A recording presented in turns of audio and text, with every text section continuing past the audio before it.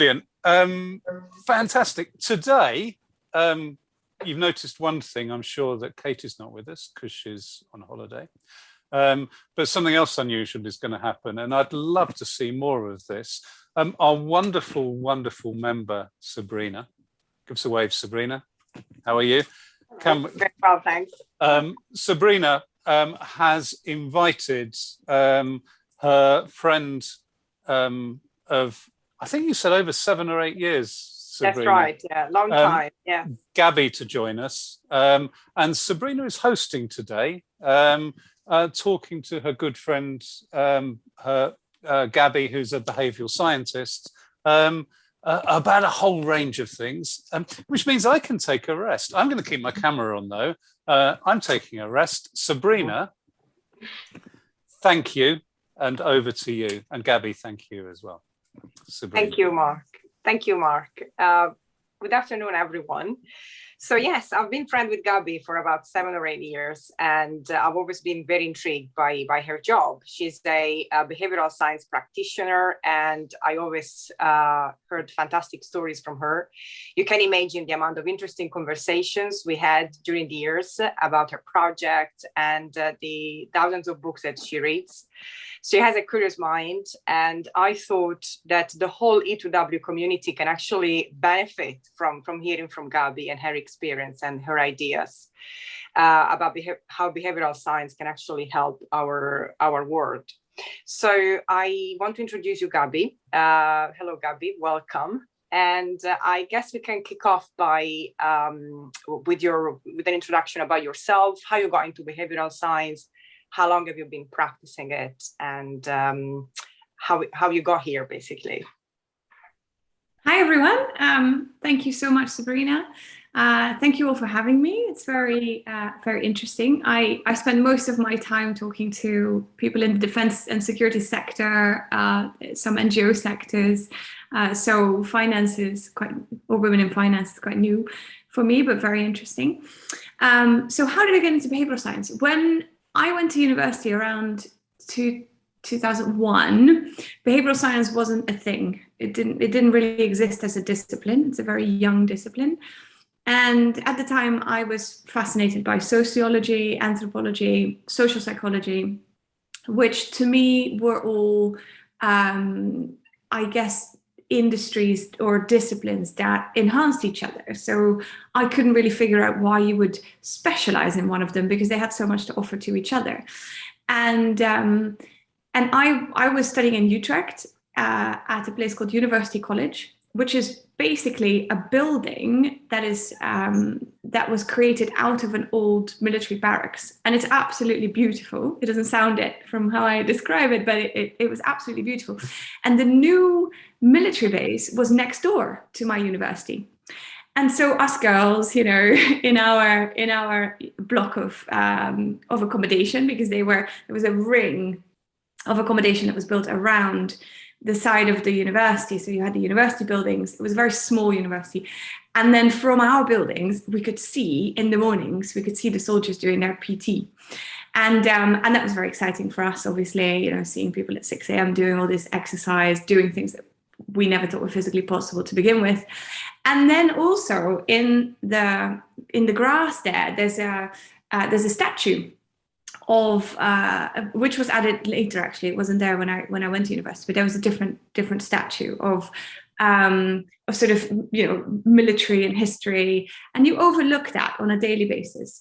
And I became fascinated by, you know, military history as a result, and I was fascinated by social science. And then in my anthropology class, we were given a book called Reading the Holocaust. And it's written by this Australian professor called Inga Clendinnen. And she wrote as a reader about the Holocaust from both the victim and the perpetrator's perspective. Now, that was quite rare and quite difficult to read, because what she tries to do in her book is she tries to not empathize so much as completely understand how things like the Holocaust happen. And what she describes in her book is a thing she calls the Gorgon effect, which basically, have you heard of Medusa? she's the Yes. lady with all the snakes. If you look at her, you turn to stone. And her argument in her book was, some things are so unthinkable that we refuse to look at them properly, that we refuse to try to understand them. And we do that with more things, not just with Holocaust. Also, we've done it with studying genocide. We do it today, studying very, very difficult pasts of slavery, for example. And so all those things in my young mind came together in this fascination for I guess, defense and security of our nations, but also how our history plays into that, and also the social sciences and how they can help answer some of these pressing questions. And so that's how after finishing my university degree, I rolled into a job that was teaching defense and security practitioners how to understand foreign cultures better, basically teaching behavioral science. It wasn't called behavioral science then, but it was more social science, with the aim of non-violent behavior change. So, reducing people to the enemy is very easily leads to conflict. And I think that's as relevant in everyday settings in peaceful worlds as it is in defense and security. And from there, so that was 2008. I had my first job in this sector, and I haven't stopped since. But I have broadened the work I do to also incorporate work for NGOs, to work for corporations, work more broadly in behavior change.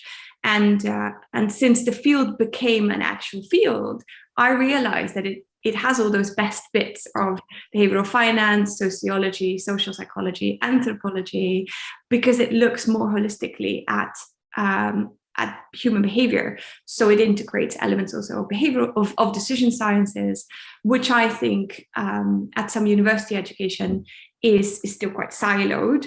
Whereas in behavioral science, I really see it as a field that brings together a lot of these disciplines, which fascinates me. Thank you, Gabi. That's amazing. Like the journey, how you got here. I just wanted to address the audience and say that if they have comments or questions, they can pop them onto the chat, or they can raise the hand, and I'm sure, Gabi, you will be happy to answer them. I will be monitoring the chat section in Zoom. So kicking off with the first question. So you're talking about how you actually started to apply your behavioral science or social science to different fields. Yeah. So in modern days, how you think we can actually use behavioral science to improve the working relationship between people, specifically the different sexes, like men and women within the working environment? What's your view? So fortunately, it's being done. So I have some experience in this field now, and I think it is very important, first of all, for people to recognize that there is this implicit link that we always assume, and that we often work on the basis of, that our attitudes, the way we feel about things, the way we think about things, that affects our behavior. So, and it's very obvious to everyone. It's like, if I want to be a sporty person, or if I believe I'm a sporty person, I will go to the gym. If I, want to be a kind person, if I believe I'm a kind person, I do kind acts, right? So that is how we go through life often. We think that our behavior is this manifestation of the things that we feel, the things that we believe. And actually, scientifically, a lot of our behavior appears to be context-driven. So, and in sociology as a field, this is studied on a macro level, where we say, well, do people who grow up in criminal neighborhoods, are they intrinsically criminal, or is the context driving their behavior more than who they are as a person? And science supports the notion that our behavior more often determines our attitudes than the other way around, except in very specific circumstances. And acknowledging that, I think, is a very important first step to improving any kinds of relationships, working relationships, other types of relationships, knowing how much of it is context driven versus how much of it is driven by us and how we'd like to be, how we'd like to see ourselves. So that's one thing that I think is important. Another thing I think is very important is to look at root causes of difference and of behavior.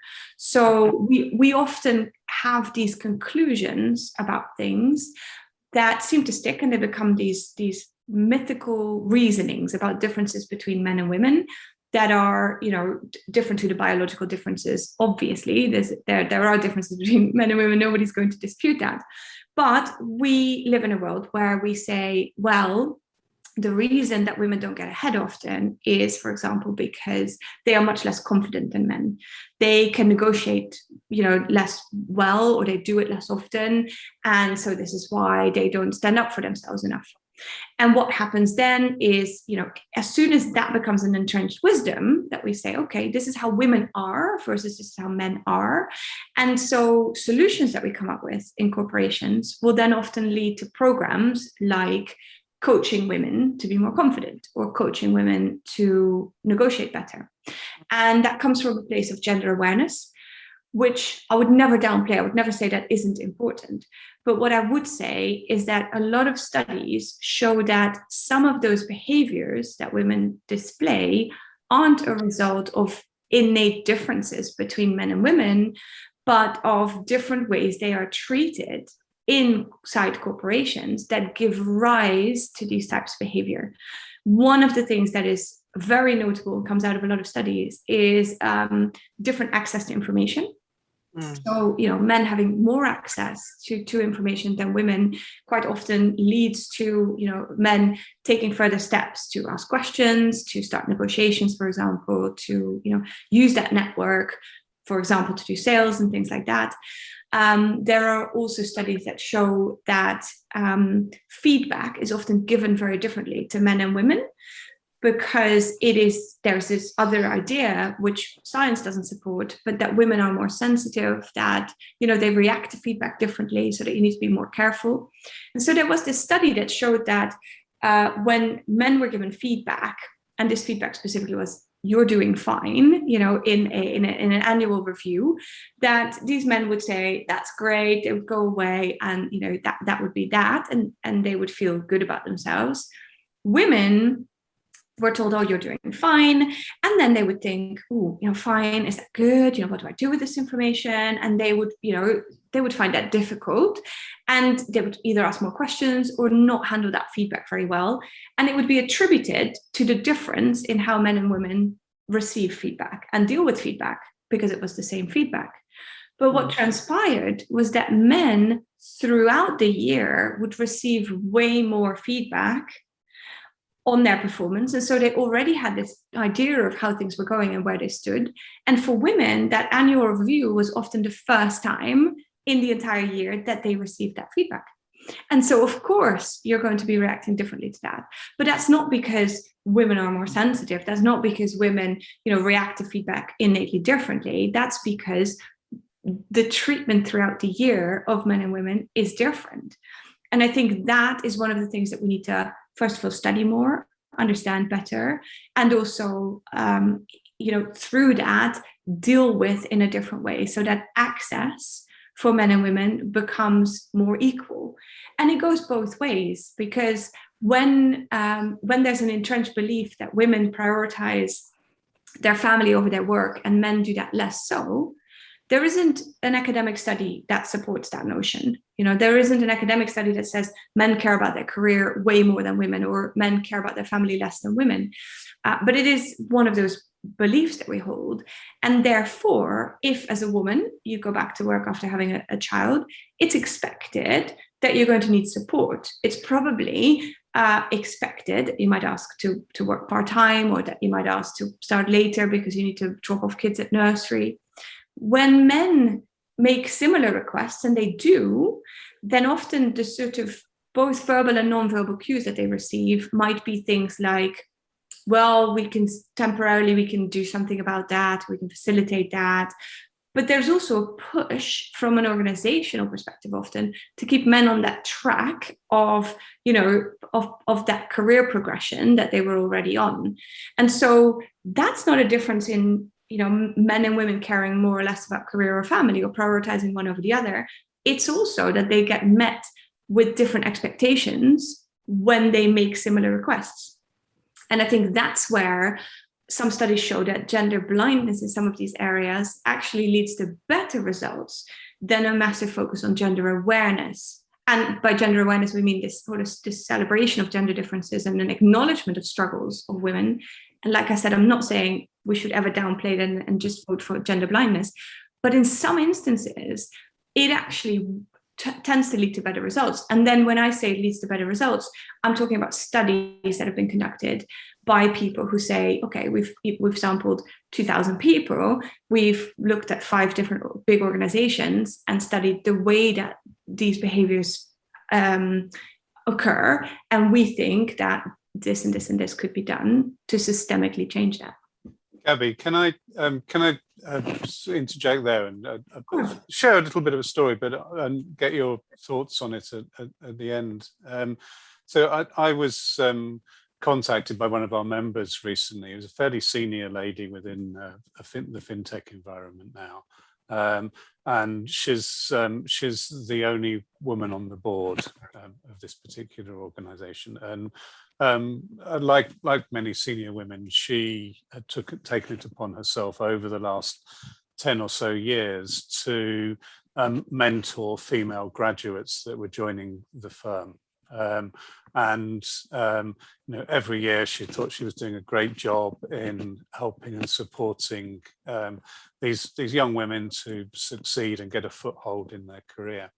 And then this year she was pulled up by one of her mentees who had just joined the firm. This mentee pushed back on her and said, everything that so there's somebody in the waiting room, I just need to let them in. Everything that you've been teaching me, everything that you've been saying to me is teaching me how to succeed in a man's world. You're teaching me how to you're telling me to stand up for myself, to be this, to be that, to be something else. And I don't want to necessarily do that. I want to be able to bring myself to work. I want to be able to be myself. I want to be able to succeed in my own merit and in my own way. And shouldn't we be teaching your fellow leaders around the board table on how to be more inclusive, how to be more open? What do you think of that story? Because it kind of plays into a lot of what you've been saying there about gender blindness, about perceptions, etc. Yeah, I think there is a tension or difficulty addressing some of the existing problems where in order to celebrate all the differences between people as individuals, and that includes of course gender, in order to do that you need something that we call diversity of thought. Not just diversity of ethnicity, even of gender, but you also need diversity of thought. Now, when you have these institutions or boards or places where there is what we call in bias terms an element of groupthink, because you have a board that thinks very much alike, because they are very much alike. They're not just alike in gender, that they're all men, but they're also alike because they come from similar backgrounds, they come from similar education, from similar cultures. And so for that to then for that type of environment to then start to attract that diversity of thought needs to be an extremely conscious process. It's a very difficult process, it needs to be conscious. Now but the difficulty that raises is that when you make that about gender awareness, then people say, well, what you're really telling me is that in order to succeed as a woman in this environment, I need to conform more to what you've identified as the things that are holding me back. Like you're saying I'm not confident, or you're saying I'm not standing up for myself, or you're saying that I'm not good at negotiating. Whereas, and that's where it gets really interesting, studies in female and male negotiation skills and studies in confidence in controlled environments don't show that difference. They don't show that women are, less confident than men, but that the environment is really driving the behavior that they display as a result of those beliefs that become entrenched. So I think I think that happens a lot when women then try to coach other women to succeed, is that, you know, what worked for them or how they perceive this gender disparity is how they will then coach other people. And, you know, for those people, they might then say, hang on, you know, you're teaching me how to succeed in this environment, but you're also teaching me to be so different to who I am that I'm not sure I want to succeed in this environment. And that's where actually these studies into gender blindness come from, where they say, but if you take those myths away, I guess, and you really make sure that you level the playing field in terms of access and in terms of what you expect from people, but also in terms of how you provide, you know, to people, then that becomes a lot easier. And as an example, there are companies where, you know, people are looking into why women disappear just before the highest management layer. There's a lot of attrition at that level where people just leave the organization. And, you know, people then say, well, that's to do with their family commitment, that's to do with pressure, that's to do with all sorts of things. But it turned out that because in life stages, right before people were on that partner track, let's say in bigger organizations, they would have children. After their maternity leave, they would come back. And the appraisal systems would be built on basis of like a forced distribution, where if you miss part of the year, your appraisal can never be as high as someone who's worked the entire year.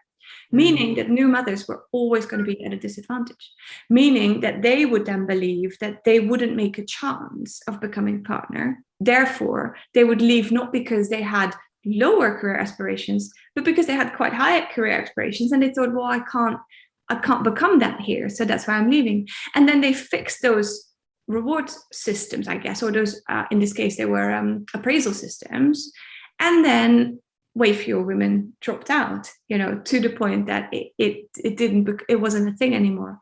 And I really think that that's where, you know, studies in terms of behavioral science can offer so much in how we can look at our systems more from the basis of what we're really, you know, what is really happening behaviorally versus what we call this fundamental attribution error in saying, well, someone, you know, is leaving, therefore it's because of who they are. And, you know, if it's right before they might be a partner, it's probably because they can't handle pressure, which is probably because they're a woman. You know, that's the sort of logic that sits behind these things.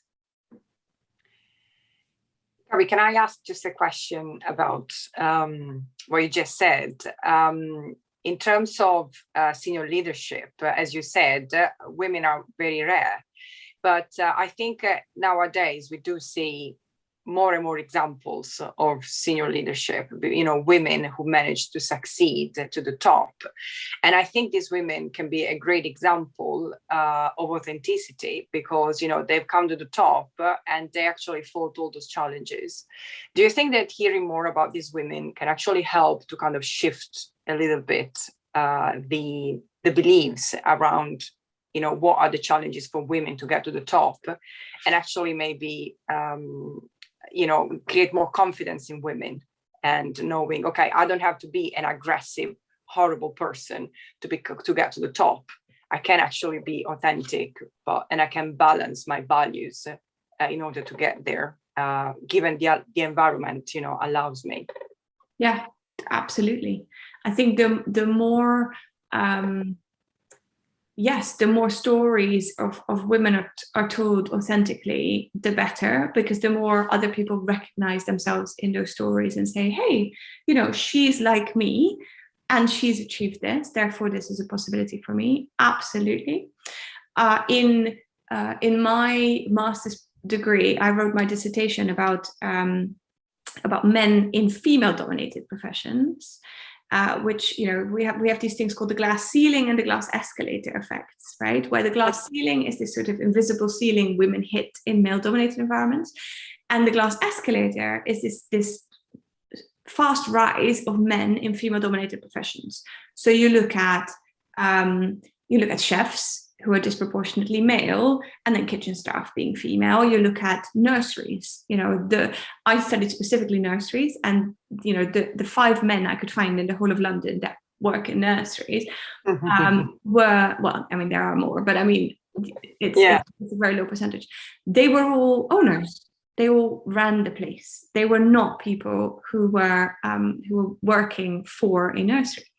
And so, you know, when we studied, and by we, I don't mean me specifically, but you know, academically, when studies were done into leadership and the qualities of leadership, what turned out was that leadership was often measured by very masculine characteristics because the sample was totally male, right?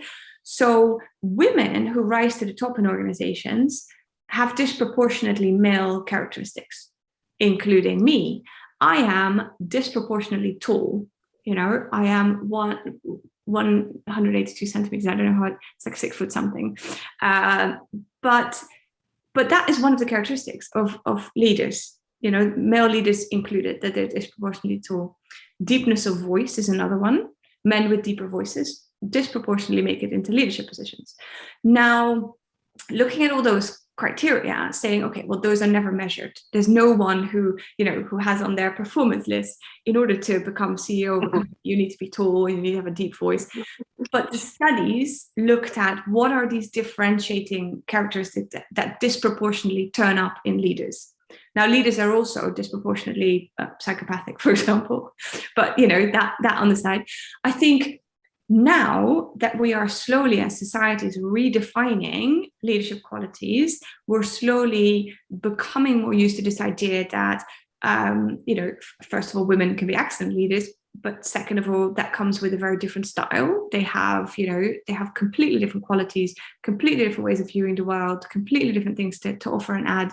That needs to be celebrated more. And in addition, I think success stories need to be celebrated more, because focusing on the problem keeps us, you know, thinking about the problem as a problem, whereas focusing on successes shows people the realm of possibility. And it's always this positive space that people want to move towards. It's never, oh, there are hardly any women in finance, therefore you should go into finance because actually it's a really great place for women. And we're doing these events specifically to attract women to finance because there aren't enough women in finance. Did we tell you that there aren't enough women in finance? That is what, you know, a lot of women would look at and say, not sure it's for me then. Yeah. Because, you know, there aren't any women in finance. And that means I have to maybe be an inauthentic version of myself. So, yes. Completely agree. Yeah. Mark, you raised your hand. You're on mute. Mark, you're on mute. Yes, I was being polite. Sorry, I raised my hand. Permission to speak.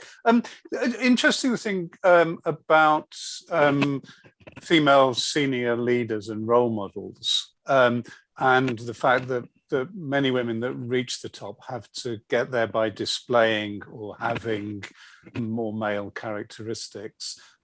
Sometimes I find, you know, if you look at female world leaders, you know, Margaret Thatcher, Jacinta Ardern, for example, they're more role models for men. Will look up to them and think they were great and fantastic women. And quite often when I talk to women about them, they don't look at them as role models. They're almost sort of sometimes anti-heroes, if you like, because, and is that because they got there because they were displaying male characteristics? Or am I just talking about the rubbish? I mean, no, that's possible, but it's also possible that people just don't identify. Yeah. Now, I can't say I have, you know, any male leaders who would be my role model. You know, if there's anyone I'd like to be like, it's the Prime Minister of New Zealand. You know? Okay, right. Okay, then you've just proved me wrong, or maybe you're the exception. But yeah, like Angela's saying here, how difficult is it for a woman to succeed while showing a different style of leadership where compassion, kindness, and listening are a big component? Don't you think things are changing now? I do think things are changing. I also think that they are changing still very slowly in very male-dominated organizations where traditionally those leadership styles weren't celebrated or liked.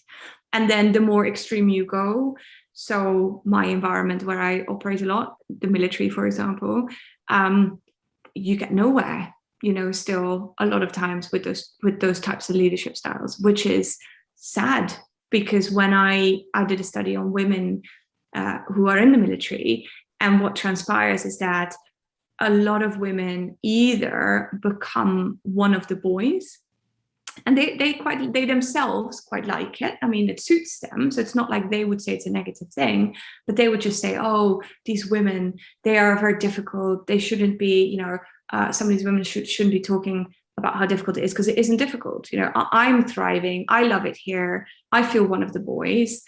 Other women who have, who look at their own femininity completely differently, and maybe who would like to use more of those other skills that they have, feel that they have to be inauthentic in order to succeed in that type of environment.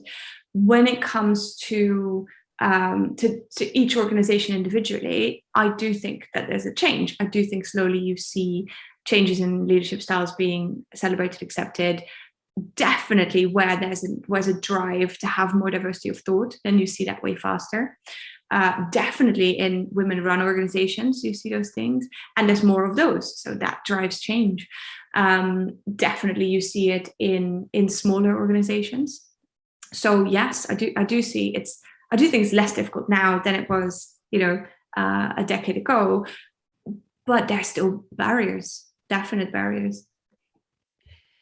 Gabi, and extending behavioral science, not just to the relationship between men and women, but, corporate cultures, more broadly, how do you think behavioral science can actually drive change in corporate cultures and actually make sure we have a better culture of inclusion, innovation, and social change in our working environments?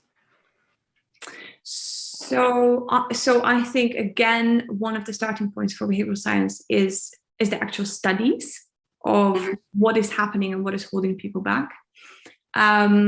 So as an example, organizations that are very, very strict in their processes, they're process driven, everything has to be done in a certain way.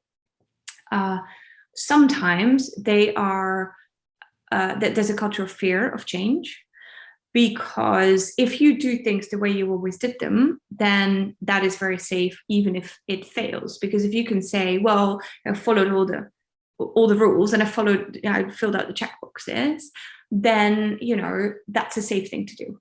Yeah. Because there's an audit trail and you can say, okay, here's how I've done it. So I think innovation and fear of failure, they are two sides of the same coin. You cannot have a culture of innovation if you also have a fear of failure. If you have a culture where failure is punished, where mistakes are seen as personal failures, and that often unfortunately is the case. Something in a project doesn't work out well, some big client drops out, some project doesn't hit their timelines. Yeah. And especially in people-focused organizations, and they are different to process-driven organizations, people-focused organizations, the logical conclusion is often, something isn't working, someone has to be responsible, because good people deliver good results. So if the results are not good, then the logical conclusion is the person must be not that good. So it's a person who has to be responsible. If you have a culture like that, that stops change and innovation, because people don't like failing in those kinds of environments. Where things are more measured, where there's more focus on what we call measurement and evaluation, and when failure is more celebrated, saying, "Ooh, that went wrong. Let's see how we can, change the process to make it better," instead of making that an individual's fault or responsibility. If culturally that's more accepted, where we say, well, that comes with innovation. It's you need to try something in order to see if it works. I think that's important. Yeah, and setting up, and embedding that culturally is not easy, but important. And then I think things that really help are smaller changes of habits that can lead to bigger changes in terms of people bringing their creativity, people bringing their ideas. I mean, red teaming, where ideas are sort of shut down and criticized, is great at a certain stage of an idea, but at the very beginning stage of an idea, the idea should be nurtured. It should be yes, and how can we work with this? How can we build this? So there are set rules for bringing people's creativity, bringing people's ideas out in a way that makes people feel safe, in a way that makes people want to share those ideas. Because you see a lot of cultures where people they have good ideas, but then they're like, might not share this because what if other people don't like it, or what if they shoot it down, and then that reflects badly on me. So that's another cultural change. So and then, like I said, the little things. So have walking meeting instead of a meeting around a table. Have a stand-up meeting. Have bring in things that are new, maybe outside of the realm of the innovation you're seeking, to create different behaviors. And from those different behaviors, you see what works, what doesn't work, what people like, what they don't like. But again, also with innovation, you have to try. You can't just say we want a culture of innovation that sits around and talk about how we can be more innovative. It's probably about the worst, probably about the worst approach to actually, fostering culture of innovation. There's behaviors that people do when they are being innovative, and those are the ones you need to unpick. What are they? What do we want to see more of? And how do we then create those behaviors more organically, rather than saying you need to be more innovative, or come to this innovation meeting and everything will be more innovative, because that doesn't work. Yeah. Great point to make, Gabi. I have to say, we often observe people in organizations being resistant to change, and not just to cultural change, but often, if a new system is suggested, or there's another more operational change, generally there is resistance, even if people have been complaining about a certain aspect of their job. Then when the potential solution is suggested, people are like, but now we have to learn this all over again, and we have to change this, and adaptability sometimes it's not there. What is your view on this, and how do you think we could actually change that in people? Is it an engagement problem? Is it motivation? What do you think is behind that? It could be many different things. I've seen organizations where it's fear, where learning something new is quite scary, and doing things the way you've always done them is quite safe. So, and reactance or resistance is a very natural reaction to anything new. It's something that I don't think we should think about as a negative trait that people have, because it's a trait that we have because it traditionally evolutionarily helped us survive.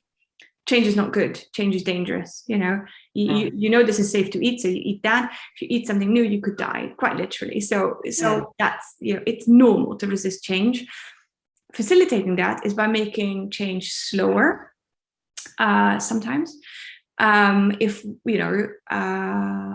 if we involve people in the process of change more, by asking them questions along the way, by involving them in the creation of prototypes, or by making it a collaborative approach to change, you find that people often come along more.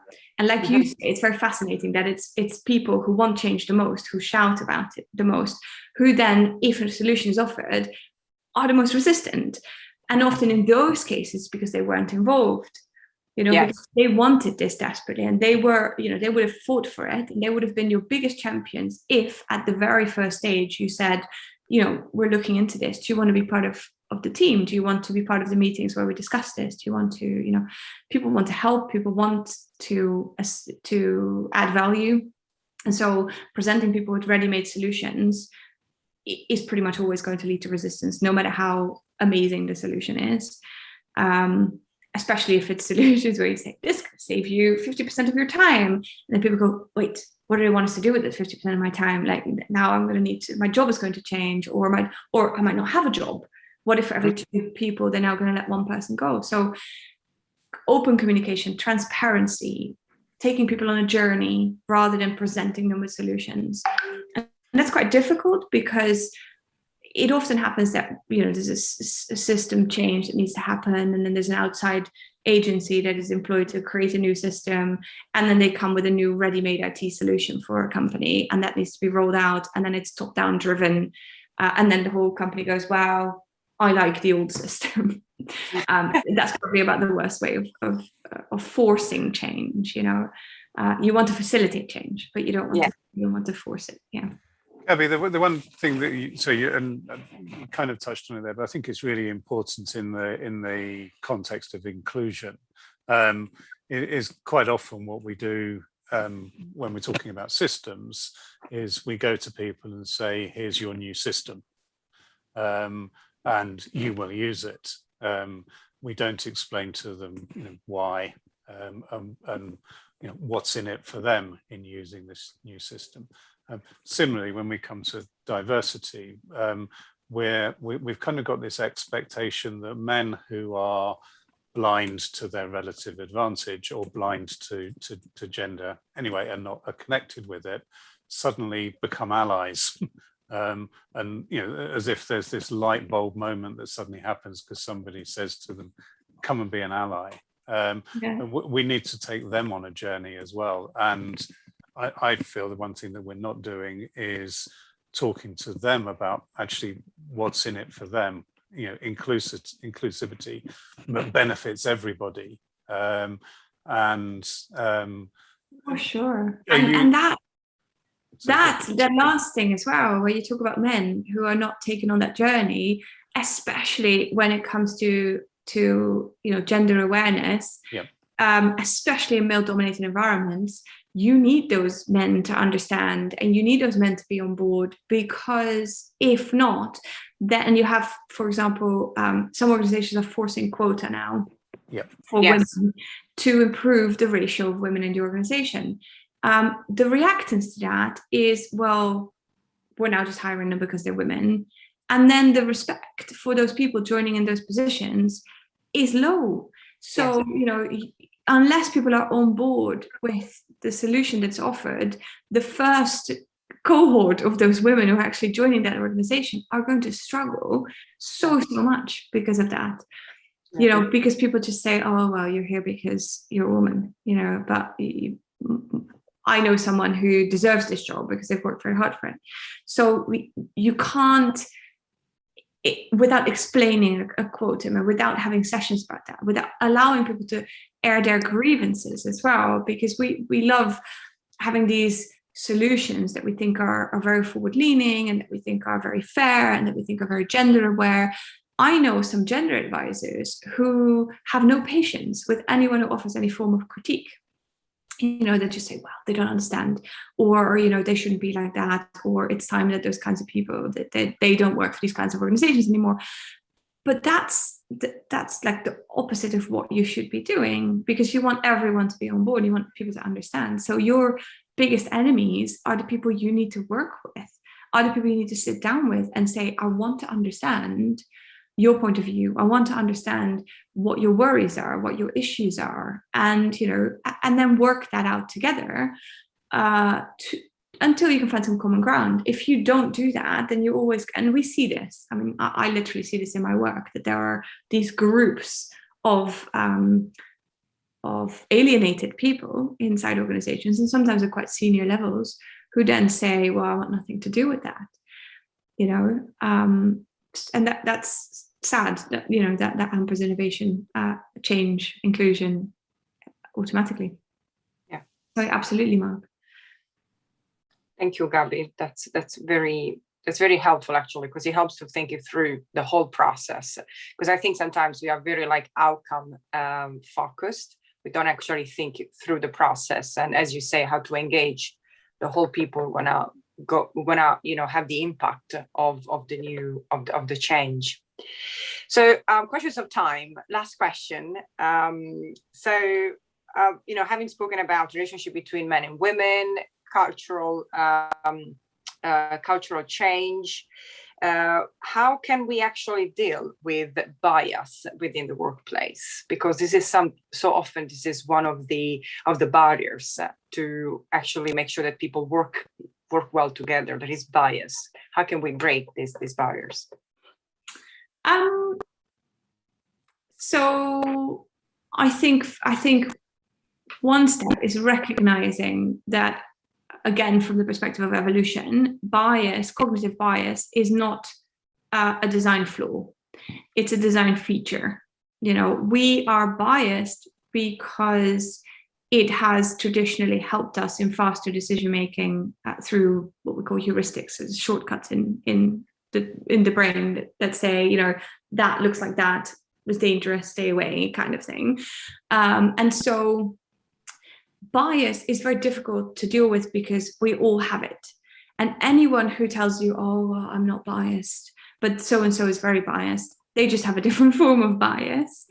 and so I think the first step is to recognize that bias is in everyone, and that it is very normal, and that it is not something that by saying, oh, we learn more about bias, we therefore can turn it off. It does not work that way. What we can do to reduce harmful bias, specifically when it comes to stereotyping,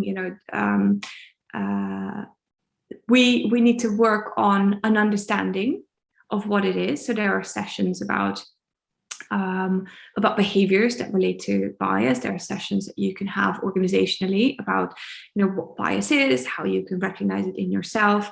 And the most important thing is that stopping bias from affecting you is a cognitive process. It's a process where you stop and you say, okay, this is an assumption that I have, or this is something that I'm seeing. Is it true? Is there evidence for it? Is it something that, how can I affect it? What if it wasn't true and it was actually the opposite of what I was thinking? How would that then play out? So it's an extremely cognitively demanding process to stop bias. And that is why it's difficult. It's not difficult because we don't understand what bias is. It's not difficult because we can't recognize it in other people. It's difficult because fundamentally changing it takes focus, effort, and it's constant. It's this process where you deliberately stop and think, am I treating someone fairly or unfairly because of any other, because of anything to do with how they are? This person's very quiet. I feel that I'm very impatient with them because when I ask them a question, they're very slow in answering, for example, or this person is always very loud and they have their opinion ready and they shout it all the time. And I feel that I'm impatient with that person because I believe that they don't think about what they mean before they speak, for example. Especially things like fundamental attribution bias. Someone is quiet and withdrawn, or someone isn't doing their work well. It's because they are lazy, for example. It's because of a personal attribute of that person, and not because they haven't slept that night, because they have a baby who's keeping them awake, or because they are worried about an elderly relative who's about to die, or because anything external to that person that has affected their behavior. Stopping and thinking about those things without judging. But they are very difficult things to do, especially because we're programmed to do them. We're programmed to say, oh, they must be like this. They're behaving like this because they are like this, rather than they're behaving like this because of a set of circumstances that influences them.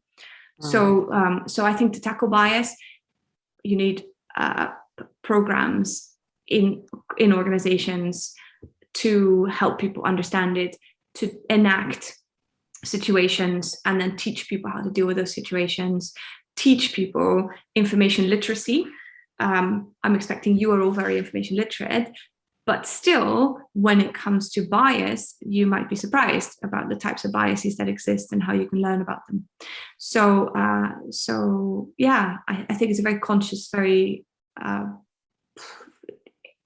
involved effort. Like it does take investment, I think. So, and I think a lot of what I see a lot is people who want to do, a quick 5-minute session on online where they learn about bias, or a lot of people who walk around and say, I'm not biased, in the same way that a lot of people walk around and say, I'm not racist, and latent racism is still a thing, that is a thing that we need to work on. Yeah. But you won't work on it unless you want to see it in yourself even if you believe you're not a racist person, you stop and you think, is anything I do, anything I say, anything I think potentially, disadvantaging this other person? So, and there are programs for that, like I said, there's loads that you can do, but it's not simple. It is not, yeah, absolutely. I think that everything that requires us to kind of stop and think, because first of all, you have to recognize when you have a bias and therefore stop and think before you act. So that process can take time, and you need to train yourself, I guess, to do that. Yeah. Thank you, Gabi. We only have like a bit more than 5 minutes left. And I just wanted to say massive thank you, Gabi. I think you've been fantastic. You're my friend, but still, I think the session was brilliant. I had actually took loads of notes. I think it was great. And thank you for the audience as well. And Mark, back to you. Thank you for giving us the chance to have this session. Sabrina and Gabi, thank you. Gabi, I can only echo what Sabrina has said there. Absolutely brilliant. And I'd love to have a chat with you afterwards to share some thoughts and ideas. I don't think we've done you justice today either as well. I think your topic is immense, and we should engage with you again. And thank you, Nilima, for your comments as well. That was a wonderful session. And we should find a way of getting those messages out to more of our members and get more people engaged, because it's a fascinating take on it. If you've got time, please hang around afterwards, because I'd love a chat. Brilliant. Thank you all for having me. It was really, really nice. If anyone wants any resources on anything, then maybe via you they can ask me. Yeah. I can share some things if people have a specific interest and say, oh, I don't know where to start. Do you have any books to recommend or articles to recommend? Then feel free. Brilliant, thank you. Christelle, you've turned your camera on, so I'm going to pick on you. What are your thoughts? I shouldn't have done that. No, absolutely. Just I think absolutely fascinating subject, so comprehensive, and I mean, it absolutely is, as Mark said, really just the tip of the iceberg, and really, particularly in this forum. But the conversation will still continue. Particularly the science behind it and the studies. So it's not just from personal experience. A brilliant dimension. And thank you for your contribution. Brilliant. Thank you, everybody. Just some domestic stuff. So next week, we've got career conversations. We've got 3 members that I'm sure many of you know anyway: Nolly, David Ward, and Lindsay Bass, coming on and having and talking careers, sharing their career stories, giving tips, advice, and help. So an interesting and slightly different coffee break as well. Also recognizing that we set these coffee breaks up for a midweek break during lockdown. We're now quite a long way out of lockdown, and thinking we need to do something different and change things up. So look out for it, but we will be launching in a few weeks' time. Instead of a midweek coffee break, we're starting to have a thank God it's Friday gin and tonic. And recognizing people are going back to work and in the office and maybe can't join for those reasons, but maybe working from home on a Friday afternoon and want to get a quick bit of alcohol fix in or some other fix Friday afternoons. So watch out for those, because they'll be starting up really soon. We're also thinking about our Christmas in person, desperate to get back and see people in person. Christelle, where the hell were you on Thursday night? Or last week, you promised to come along. I know, I'm so sorry. I blame on the it was genuine. Yeah, it was the train. But those of us who made it, so Funto and Sabrina, you missed a good night. You missed a good night. Yeah, it was a great night. Listen, it's now 1:02, so we're right bang on our schedule. Thanks, everybody. See you next week, and love you all. Speak soon.